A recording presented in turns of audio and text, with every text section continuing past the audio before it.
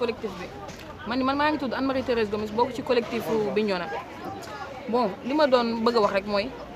ñun fii Bignona dañ fay ñëw fekk fi suñuy maam ak suñuy maamaati maam ñoom ñu ne fi di liggéey ba tey jii ñu mën ñëw di fi liggéey man mi jàkkaarloo yow damaa jàng dem ba université mais par manque de moyens ma ñëw rabattre ci lii te bi may fi ñëwee tamit tax na may subvenir à mes besoins di subvenir aux besoins de ma famille maanaam comme déjà fii am na impact social bu fi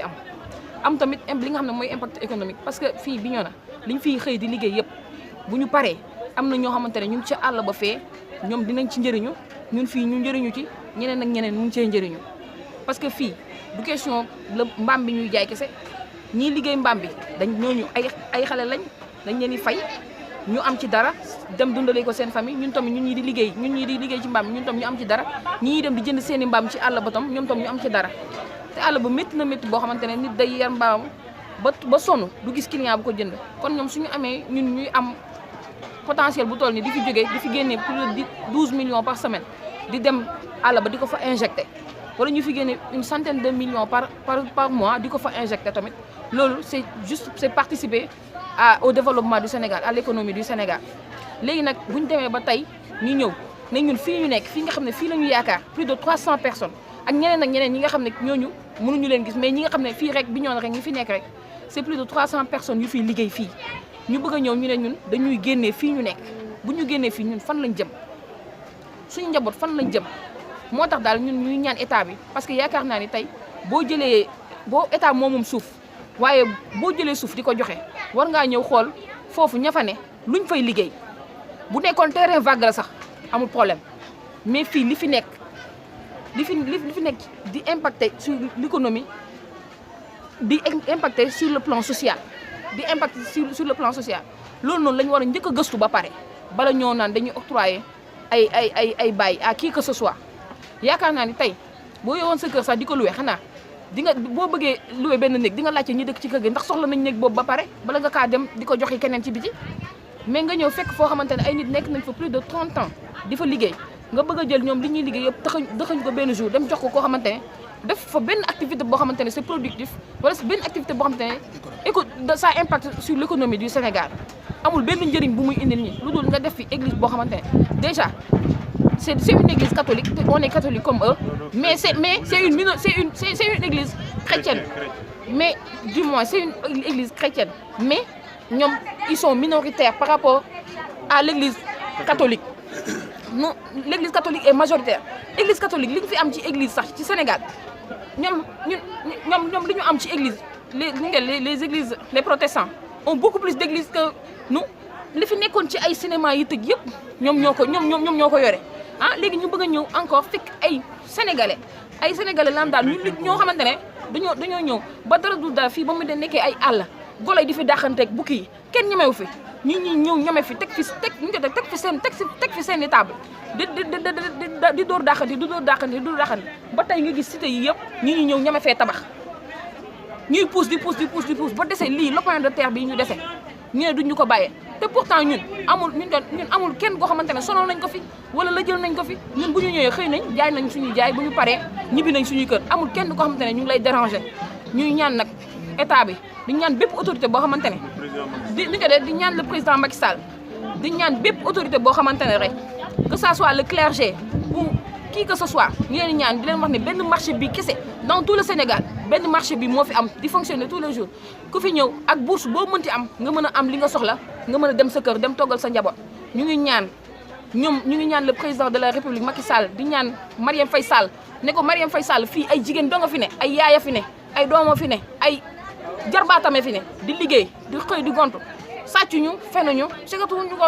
kiiwuñu ko si pardonne-moi seulement sàccuñu fenuñu ñu ngi liggéey di mën a fajal suñu bopp suñu soxla ñuy ñaan rek ñu bàyyi ñu fii ñu liggéey li ñuy liggéey ndax déranger wuñu kenn bu nekkee ne problème de bail la bail bi ñun lu ñu laaj bu nekkee ñun mën nañoo racheter bail bi ñu jënd ko mais bu ñu jox keneen bail bi parce que fii li fi nekk keneen ku ñu jox bail bi mënul injecter loolu sur l'économie du Sénégal ma leen di remercier bu baax. ci ñuy liggéey fi bokk ci collectif bi. léegi bi boo gisee ñu toog fi tey dafa am wax joo xamante ne wax ji depuis temps yëpp mu ngi circulé wu fii mais tey mu am ñoo xamante ne ñoom neew nañu yàgg nañu fi ñëw mais man maa ngi lay doon gis tey bi ñu ñëwee dañuy ànd ak waa Descos léegi bu ñu ñëwee ñu ne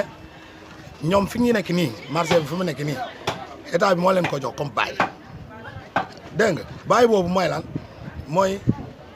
ñoom ba ma ñëwee bu ñu ñëwee au premièrement dañoo ne bail bi dañ ko am depuis 2013 ci diggante bi ñu ñëw tey ñu ne bail bi 2019 lañ ko am. moom la ñu gis ci kër jaabe mais 2019 bii donc déjà affaire bi jaaxal ñu déjà donc ñaari bail yoo xamante ne bokkuñu at bi ñu leen defar ñu ñëw présenté ñu ko première fois bi ñuy convoqué au niveau du CADAS Descos waaw foofu la bi ñu demee ba ñu yegg gars yi dañoo gis kayit bi ñu ne peut-être que kayit bi valable na mais man xam nga li may wax mooy man mënuma comprendre comment ñun mun nañu occuper fii pendant des années ñu jóg tey jël ko bàyyile ko keneen man je crois que bàyyi boo koy bàyyile da ngay xool ku fa nekk nga ne ko man damay jaay wala damay def bàyyi fii bu ko nangu jël mu jël bu mënul nga doon jël keneen mais yow nga tëb rek jox ko keneen koo xamante ne kooku sax xamu sax fu terrain bi taxaw man et puis man li ma jaaxal ñu ne tey dañoo ñëw pour délimiter terrain bi yow na léegi noo mu ne bàyyi le terrain te xamoo limite bi nu mu toll ah man daf ma jaaxal quoi affaire boobu moo ma jaaxal donc man dama xalaat ne benn injustice moo fi nekk loolu moo war a ñu ne il faut que ñu partager ko nit ñi xool bu fekkente ne loo lu jar yoon la ñu xam ko bu jarul yoon tamit ñu partager ko xam ne li jarul yoon ñu ci mën a jàppale ñu ci. est-ce que amul njuñ njaaj ci suuf ak loo xamante ne. effectivement parce que fii Sénégal xam nga boo amee loxo bu gudd rek loo yuutu jot ko donc ñun loolu lañ gis mais et puis xam nga li ma bëgg a wax fii ñun fii bu ñu jaan terrain ñu jënd ko mën nañ ko et puis def nañu ay démarches ay yoon au niveau de la mairie parce que ñun dañoo foog ne mairie mooy joxe marché moo tax ñuy basé ci mairie léegi ñu nag ñoom bu ñu ñëwee tëb mairie dem au niveau du CADAS ñu jaay leen ko foofu wala je ne sais même pas état bi moo leen ko jaay mais y a un problème parce que moi je pense que suuf bu ne biir Grand Yoff xanaa ni ñu koy jaay mairie Grand Yoff war na yëg nu mu demee boo averti ñi fa nekk donc ñoom buñ koy jaayee boo joxee aval bi au niveau de la mairie de Grand Yoff waa mairie Grand Yoff war nañu mën a ñëw jox ñu suñu préavis de déguerpissement mais loolu amul donc il y a quelque chose qui n'est pas clair là-dedans ñun loolu la ñu bëgg a mu leer. est-ce que dem ngeen mairie. demaguñu mairie dinañ fa dem dañuy dem mairie et puis on va écrire une contre-plainte on va écrire une plainte on va la déposer au niveau de la direction de la Descos léegi ku ci mën dara ku ci xam dara nañu jàppale dans ce sens-là fii ñi fi liggéey ñun dañuy liggéey ñoom nee nañu église lañ fiy tabax église ban contribution la indi dans l'économie sénégalaise rien ñun dañuy liggéey di daan suñ doole suñ doom yi foofu la ñu leen di seen école yëpp fii lay jógee li ñuy lekk yëpp fii lañ jógee li ñuy fay location yëpp fii lay jógee donc comment se fait-il que aujourd'hui nga jël ay centaines de familles nga sandi dans la rue ça c'est pas que pour créer de la délinquance juvénile et des agresseurs et tout ah c'est pas normal état buy dox tamit nay xool nu muy doxee booy joxe da ngay xool li ngay joxe donc ñun bañuñu ñoom moom seen suuf am nañu droit jox suuf si ku leen neex mais loi bi am na lu mu wax ñoom nañ topp ci loi bi ah man on nous dit que papier mais ñun papier bu gisee bunt boo xamante ne bu ñu fa duggee am papier bi mën nañ fa dugg am ko. amul démarche bu ñu deful fii. amul defal bu ñu deful fii mairie bi ñëw nañ fi ay yoon préfet ñëw na fi ay yoon dem nañu gouvernance ay yoon le marché de Bignona même du temps de Ablaye Wade sax Ablaye Wade di jamono yooyu président sax intervenir na ci marché bi donc aujourd'hui moi je vois pas pourquoi les gens vont remettre en cause le marché de Bignona. ban appel ngeen def. léegi appel bi ñuy def mooy bi ma wax nii rek képp koo xamante ne mën nga cee dara nga mun ñu jàppale ñu ci sens boobu. loolu mooy suñu appel léegi au niveau des autorités étatiques ku ci am loo xamante ne mën nañu jàppale ci loolu rek mu jàppale ñu am xebuñu dara waaw loolu lañ ci bëggoon a kii. secrétaire au niveau du marché au port de Bignona ñun ñi tey lu ñu jógloo mooy dañu am nàkkar nos parents protestants c'est-à-dire les chrétiens ñoo ne état bi moo leen octroyé un bail ci lopin de terre bu ñuy occupé depuis les années 68 avec nous parce que marché bi dëgg-dëgg yàgg na emplacement bu njëkk ba CTO actuel hôpital général de Grand Yoff bu ñuy tabax CTO ci la nit ñi kii ba egg si emplacement actuel du marché fan yee dañuy ñëw waa Descos ñoo fi ñëw ànd ak nos parents protestants église Pentecôte mais dañ leen octroyer ce terrain bon balaa ngay état balaa muy octroyer terrain la moindre des choses nga ñëw seet si les autochtones defe naa ñëw ci bàyyi nga laaj ñooñu ndax bëgg nañu occuper suuf si ci anam yu leer wala bëgguñu nga dem kii toppatoo kii à notre insu ñi ñu gis tey église protestante kii église waaw Pentecôte waaw sont des protestants. ñoom dañ fi bëgg a ñëw pour def église. waaw day d'après li ñu wax dañ fi bëgg a samp gi te Baye ci laps de temps bi ma jot a jàng Baye defe naa ñu ñuy octroyer Baye église bokku ci lieu de culte en général bokku ci fii y a plus de 300 personnes ñu fi daan seen doole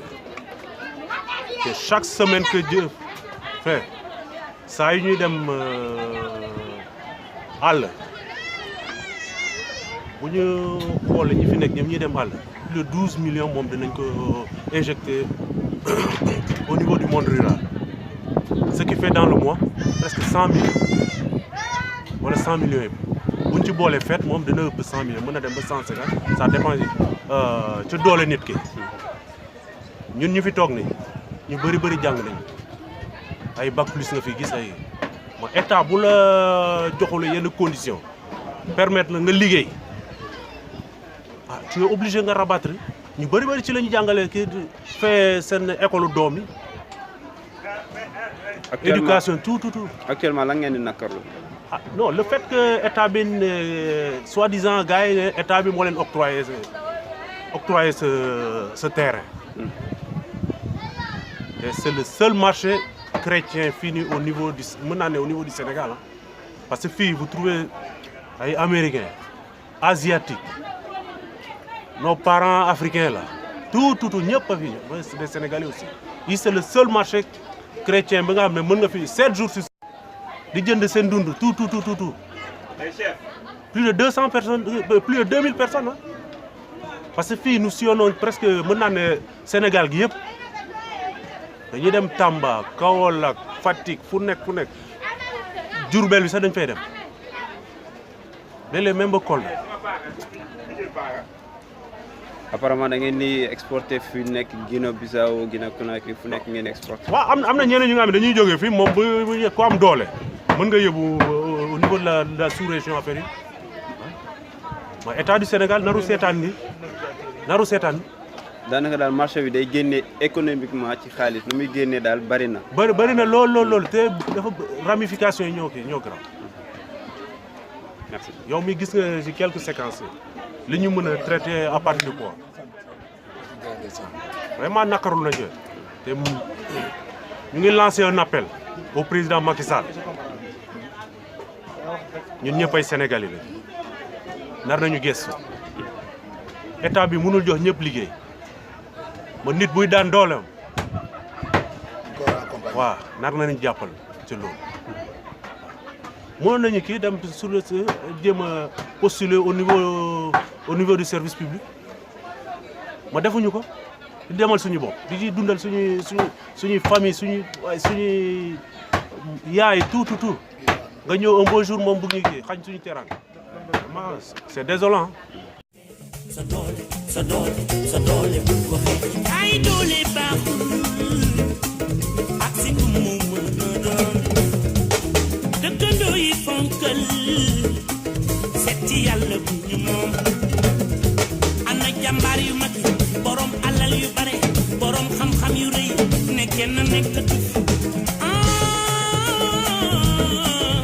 doole du wéy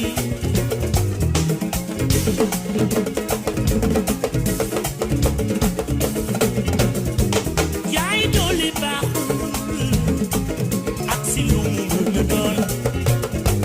tey mën nga baaxle